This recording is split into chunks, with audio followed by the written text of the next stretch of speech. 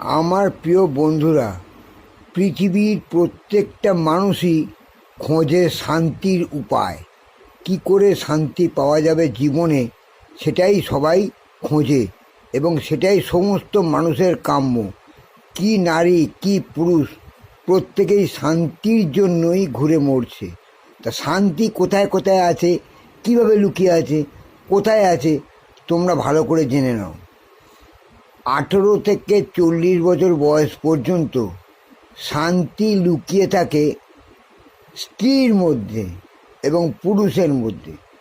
যদি তোমরা কম বয়সেই স্বাবলম্বী হয়ে যাও, তাহলে 18 থেকে যদি বিয়ে করো, তাহলে 40 বছর বয়স পর্যন্ত তোমার শান্তি ওই স্বামী স্ত্রীর মধ্যেই লুকিয়ে থাকবে। কারণ তোমাদের পচর পচর ভজর ভজর পচ পচ পচ পচ আওয়াজে পাড়ার লোকের শান্তি বিঘ্নিত হলেও, পাড়ার লোকের শান্তি নষ্ট হলেও তোমাদের বেজায় শান্তি। এটা হচ্ছে শান্তির আর একটা রাস্তা।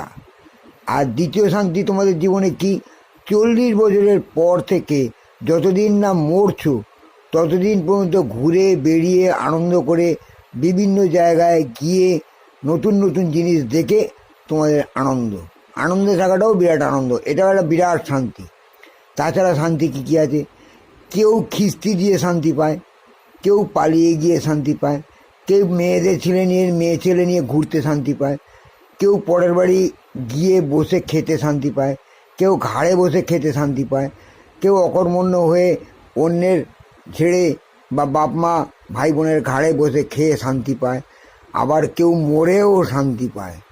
এতগুলো দুর্লভ শান্তি, তোমরা কোনটা চাইছো সেটাই তো আমি বুঝতে পারছি না।